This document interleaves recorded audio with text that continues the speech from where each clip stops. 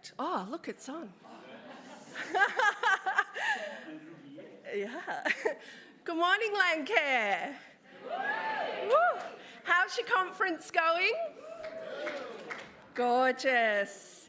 It is my absolute pleasure to MC for you this session showcasing our state and territory Landcare organisations. Yeah.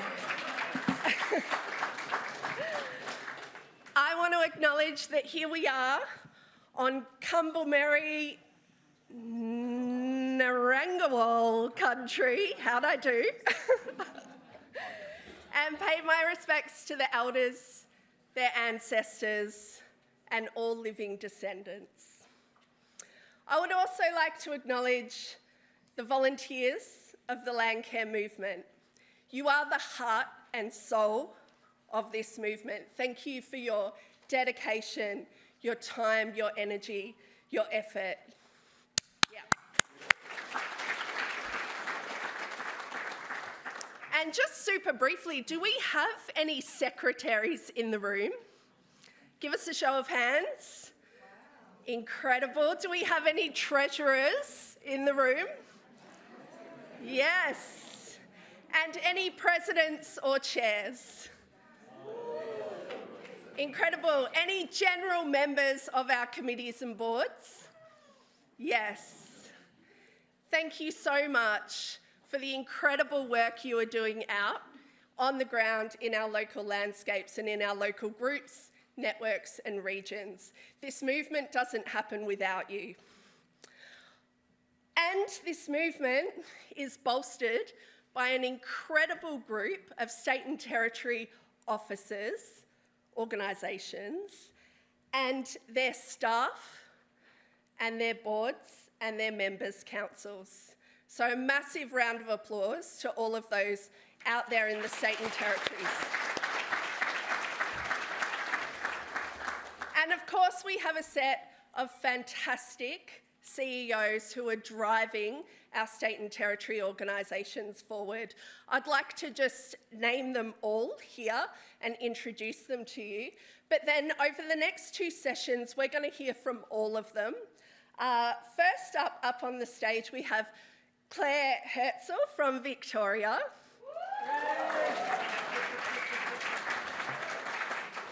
Marnie Holden from New South Wales. Paula Jones from South Australia. Jacqueline Larney from Western Australia. And then those who are not up on stage, we also have Peter Stonock from Tasmania over here. Daryl Ebenezer from Queensland Water and Land Carers. And Emily Rasso from the Northern Territory. All right. To kick us... Oh, and where's Michael? Michael Robinson from the ACT. He will never let me live that down. All right, let's kick off with session number one, which... Ooh, do I have slides? There's no slides. Oh, hang on, they're on here.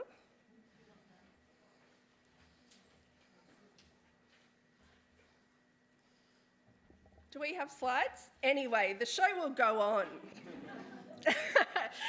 This first session is really about connection and community support.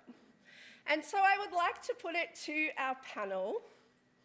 How does your member-based model enable strong relationships with local Landcare groups and volunteers? And what is a member-based model? Who would like to kick us off? Jack? It's going well, you guys.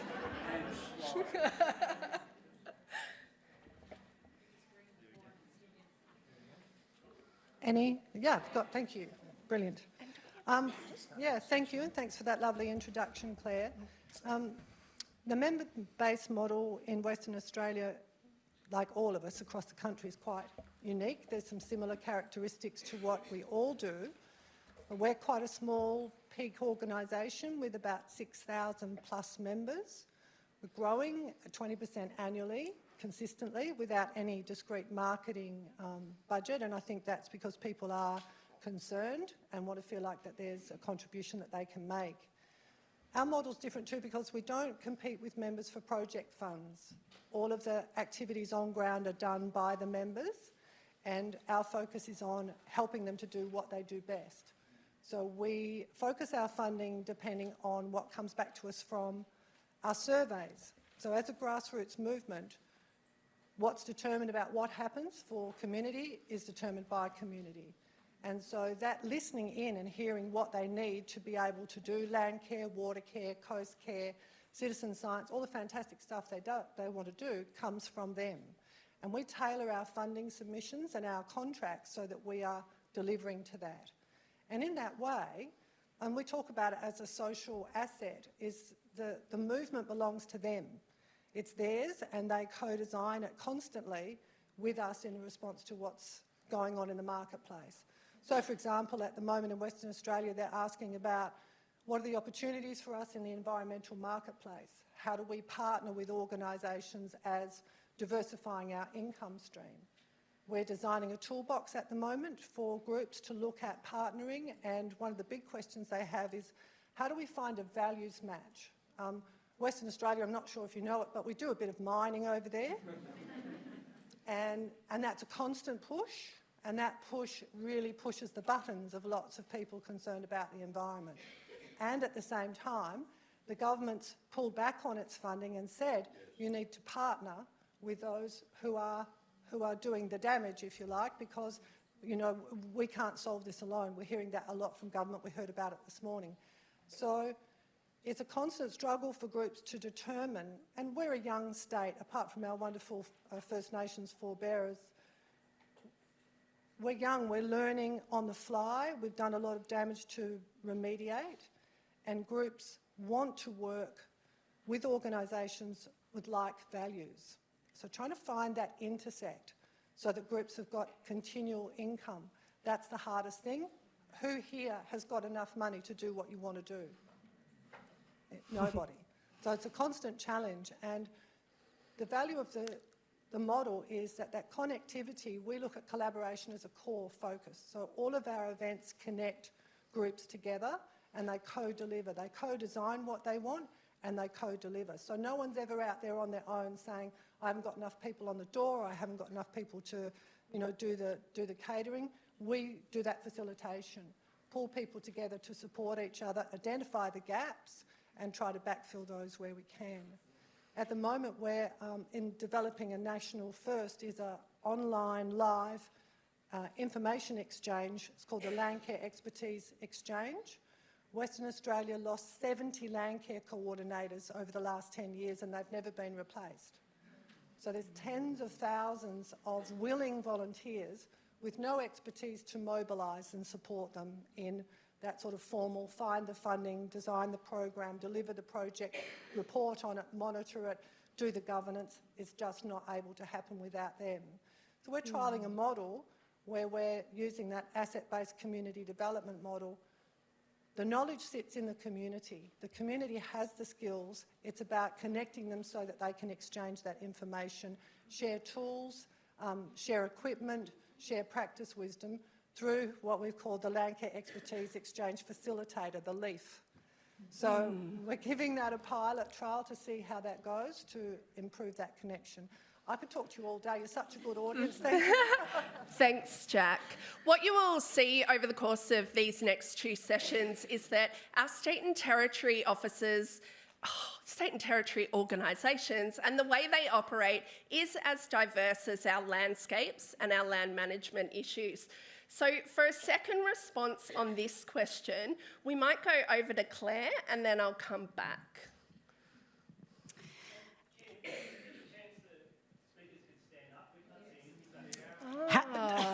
There is no relaxing up here, CEOs.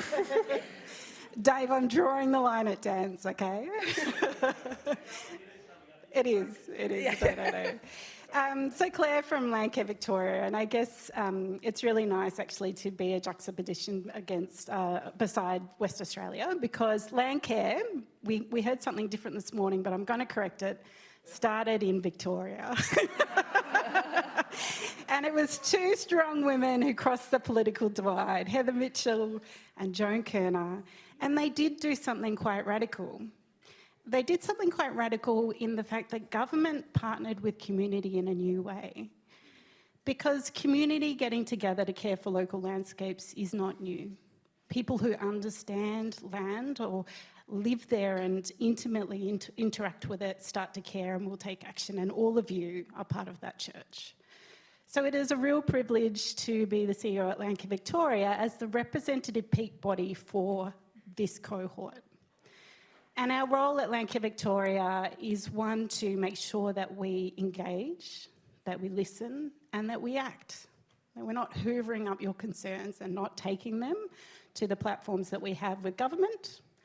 And we're ensuring that the services that we can create actually deliver something that you can do once, that can support our membership of 650 groups. And I had the beautiful challenge and pleasure this year of ensuring 91,000 volunteers in Victoria.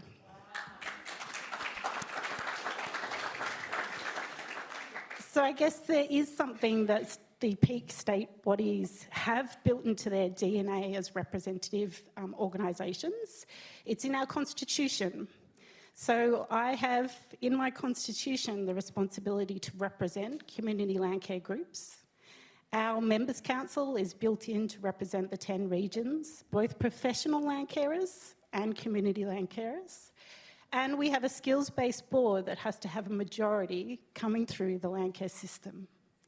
So there are these kind of governance structures that ensure we carry through our representative function.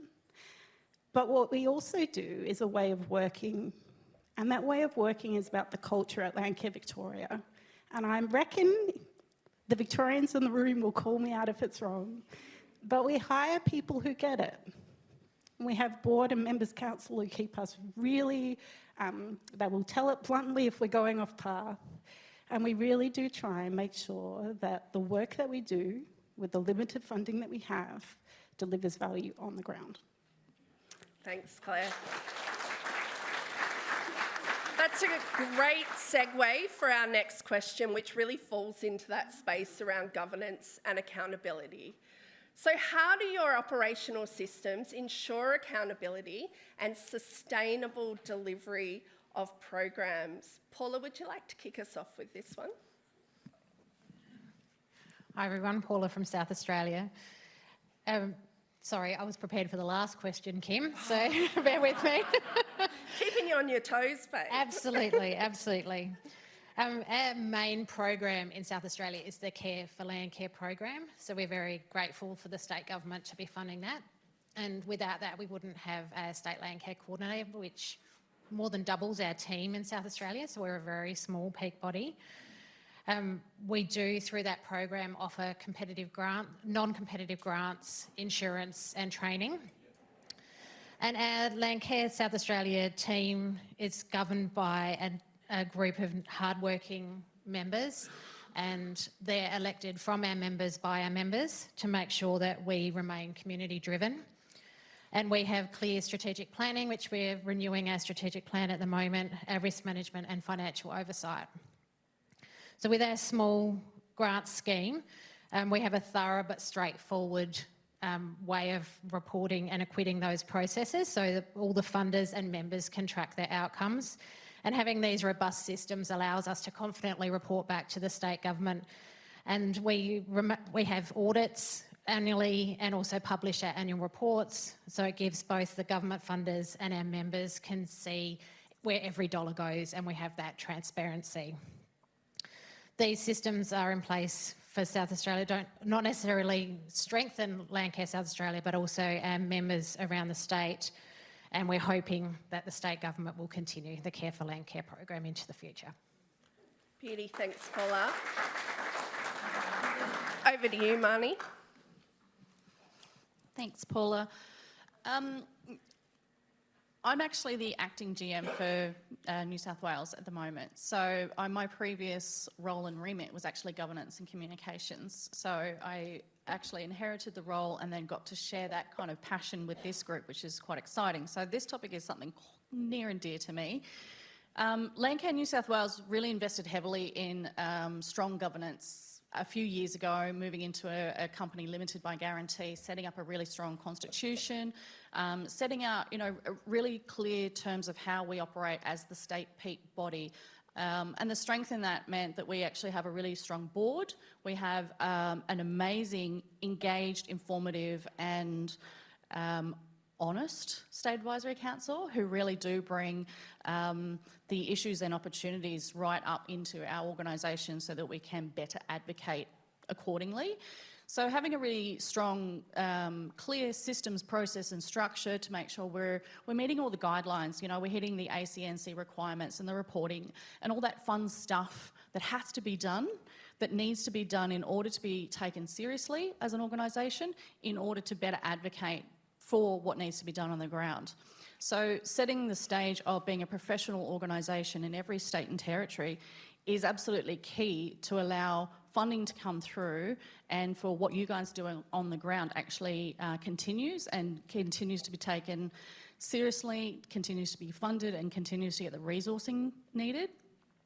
So from our top approach, we've got a very strong internal set of governance, and from that we were actually gifted the ability then through a large grant funding from the government to enable Landcare within New South Wales, and that actually rolled out in the form of really uplifting skill in paid coordinator roles, and these roles are kind of dedicated to supporting the actual on-ground work. So these amazing dedicated coordinators that range down from a region down into local area, some that look after specific in regards to administrative things, support those who are passionate and committed about doing their particular passion project with the stuff that maybe isn't so sexy. So it's the grant writing, the reporting, the actual documenting, the note-taking, all the fun stuff that governance require, that government require, that has to go back to actually form the backbone of, yeah, you are a legitimate organisation, we trust you with more funding to do more great work. So we wanted to set up a really clear structure that helps these coordinators facilitate actual on-the-ground change, upskill individual groups, upskill individuals, and actually bring their level of ability up so that they can then share that information in their community. We've got amazing ability to create these community of practices where skills sharing, knowledge sharing and connection gets set up in a way that is somewhat immeasurable. The community connection and the allocation of the human component, I think, doesn't get measured enough. And we've been able to, by purposing people who are skilled in creating structure, we actually allow the people who love doing what they do to do that and do it in a really focused way. Did you say governance was not sexy? We have one more question here around community and people outcomes, and I'm looking for someone who feels like they've got a really good, succinct answer that can nail this in 1 minute. How does your work improve outcomes for individuals, communities, and local ecosystems beyond your actual project delivery? So I guess I see the role of the peak body at Landcare to do something once that can then support the 650 groups that we have across Victoria. We also have a really important role, though, in helping to ensure that the work of local is visible as you move up the ecosystem that supports Landcare. And that's part of the advocacy role that we have, but it's also part of showing the innovation that happens at the grassroots level that doesn't require a top-down approach to solutions often. And so where Landcare Victoria really is trying to strengthen its capacity to do that, and I know a lot of these organisations and amazing leaders are trying to do, is to ensure that we can be a state touch point for that visibility, the advocacy, And then the third pillar for Landcare Victoria, at least, is around collaborative partnerships. So ultimately, we all know there's not enough money flowing. But there's also a lot of potential to glue together the players in different ways to get the outcomes that we need happening on the ground. And that's really impossible for some players to partner with 650 Landcare groups in Victoria. But there can be a conversation about us enabling the flow of resources, knowledge, skills, and the flow of programs through that system where we can broker it as a peak body on your behalf.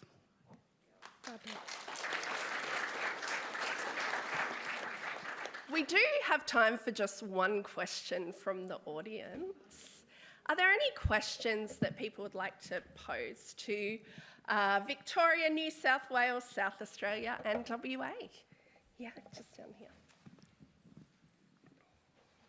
I specifically want to ask a question of Jack with WA and the space where we interconnect with biosecurity, and did Landcare WA get involved with polyphagous shothole borer, which is decimating Perth, and I hope it never gets out of Perth, but I'm very nervous. Yeah. And so, because I worry, what's our appetite for biosecurity? And if something happens, it needs to be coordinated at the state level. Yes. And what was your experience? Look, it's a great question, and it's still causing consternation in WA for sure. We held one of our online webinars immediately called a Landcare Checks In, and that was done about the PSB by the relevant agency, which is DPIRD in Western Australia. And that had a really strong online presence, but we record them and we note how many people have watched them afterwards. And that was activating groups to support landowners, how to look for PSB, what to do, what notifications, what actions to take. Unfortunately, there's been a huge amount of loss. The government has introduced a tree, $150 for a tree, to replace a tree if you've lost a tree. A lot of people lost magnificent, shade trees that you can't start from scratch again. They'll be dead before they get any shade the next time around. So there's that policy. But there's also the notification system with the opportunity that we have, as a national network, certainly exists there to talk to one another about what our experiences have been. And a big part of that is how we use community engagement. We talk about a number for the national network, it's 160,000 people. And across your network, if you're able to activate that network or inform that network, that's quite a powerful thing to be able to do. So the PSB continues to be a problem. They're doing a remediation program of sorts. They run out and cut half the trees down before it gets the rest of them. And we're now doing a species identification list of native species that have resilience to PSB, so that when people are replanting, then they're not going to have the same problem down the track. I hope that's helpful. Great. Thanks, Jack. I know that was a very quick session, but your CEOs and general managers will be around for the rest of the conference. Please give Victoria, New South Wales, South Australia and WA a round of applause. We have a 5-minute changeover before the next session, when we'll hear from Tasmania, ACT and Queensland. Northern Territory.